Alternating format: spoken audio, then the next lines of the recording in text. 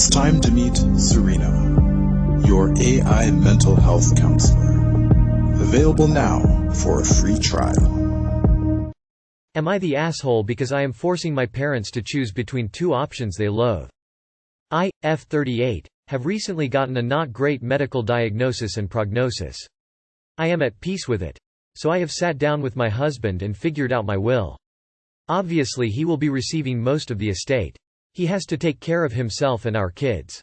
He and I both have decent if not spectacular careers and he likes his work. My oldest brother is a gigantic D-bag. He is an addict and my parents have wasted their lives trying to help him. They spent so much of their time and money on him they had very little for me sister or myself. I don't hold this against them. I love my kids and I can understand the urge to help them with their problems. The real issue is that my brother has abandoned my nieces with my parents. I tried to get custody of them but I am not a member of their church and my parents cut me off when I left home to get a college education instead of staying home and helping them like a good daughter should. Their congregation helped them hire a lawyer to keep the girls away from me. But strangely enough, after the girls were out of my reach they stopped getting any financial support. So on my will I am leaving my nieces money. Not for them to spend however they want. It is only to go to pay for their post-secondary education. If it isn't used for that by the time they are 25 it will be donated to a charity that my parents hate. It advocates for women and reproductive rights. I sent my parents a copy of my will so they knew what was coming. They are the kind of people who would take out a loan counting on money from my death to bail them out. They are calling me an asshole for not giving them the money to take care of my nieces. They are complaining because they are going into debt taking care of the girls. I offered again to take custody with my husband. If I can have them for 2 years I know I can get them on a path away from that church. My parents won't relent and are saying that they will challenge my will if I leave it like this. Good luck. My lawyer is confident that I have protected the money. I just heard from my brother. He is calling me an asshole for depriving his kids of help and forcing my parents into a shitty position. I asked him when the last time he sent them money to help with his kids was. He yelled obscenities and hung up. My husband supports my decision. But a lot of my family is calling me and asking me to help my parents with no strings attached. Am I the asshole? #EDIT. Thanks for your kind words. I love and trust my husband and his love for our children. We do however have education and savings accounts set aside for them that are only available to them when they are of age. We decided that before we got married. Not the asshole. I am sorry to hear about your health. But you are doing the right thing by your nieces. May I ask 2 questions? My judgment will stand no matter what your answers are. 1. What church do your parents go to? Because that sounds extreme. 2. Does the will stipulate college? Can they use it for trade school or other educational options? I just heard from my brother. He is calling me an asshole for depriving his kids of help and forcing my parents into a shitty position. Yeah, nope. My response to that would have been, pot, kettle, bye. Not the asshole. It's your money. Your parents cut you off for going to college. They should expect nothing from you. If your nieces are old enough to understand I would tell them about the money and stipulations as well, because I could definitely see your parents not telling them about it at all to keep them home near their culty church. Am I the asshole for refusing to pay my husband for using a room in the house for my WFH job? I, F32, began working from home 2 months ago. My husband bought the house we live in before we got together. He calls it his property, which is fine by me. The house is small, has only 2 rooms, one of which used to be empty till I started using it as an office for my WFH job. All was going fine with my job till he sat me down last night saying he's expecting 30% profit from whatever I get from my job since he provides the office for my work. I was completely caught off guard by this. I asked if he was serious and he went on about it being his home and how he could be using this room for his own purpose since it's his property.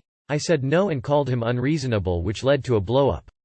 I yelled at him saying he won't get a penny and he pitched a fit and accused me of taking full advantage, even though there's no mortgage to be paid.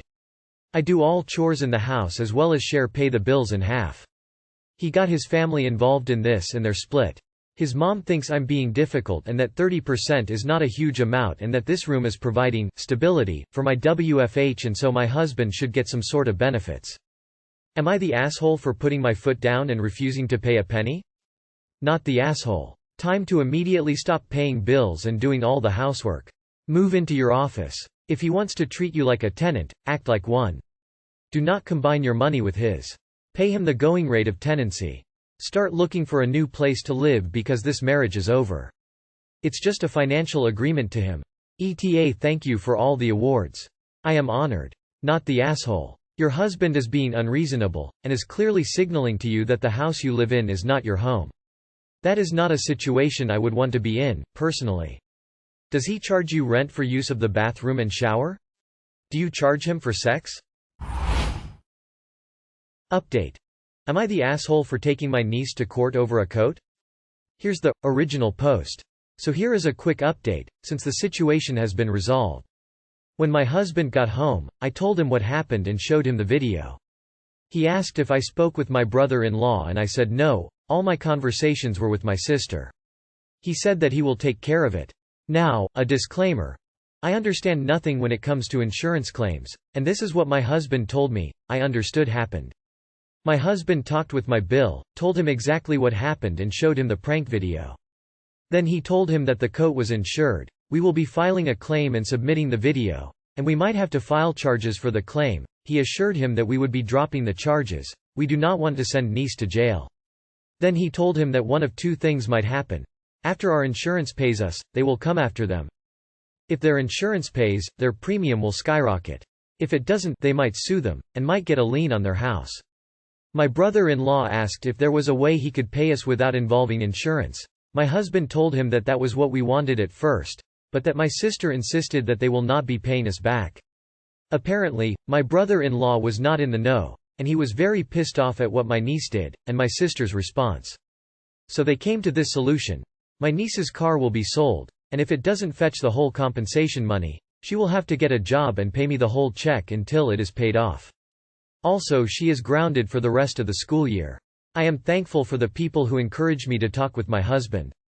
That's a fair outcome that avoids lifetime-level consequences for the niece and still stings hard enough to make the point.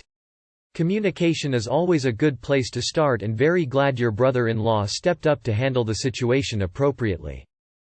What an excellent resolution. Thanks for sharing it. Your brother-in-law is a very good man. I hope your sister realizes how lucky she is to have a man with integrity. Hopefully, your niece is getting a timely life lesson that helps her future adult self understand more about life consequences. Your sister and niece are Oz. Your brother-in-law is the reasonable one. Whether you can afford to replace the jacket isn't relevant. Willfully destroying someone's $20,000 property is a felony. You may want to mention that to your sister. Am I the asshole for causing a family rift because I don't want to sleep outside in my mom's yard on Christmas? I, 18 female, am the youngest out of 4 kids. My siblings are 31 male, 28 female and 25 male. We were raised by our dad and stepmom, and our biomom lives in another country with her husband. She wants me and my siblings to spend Christmas with her this year and has offered to pay for our transport and visas. My siblings are all married and have kids and are gonna bring their spouses and kids with them.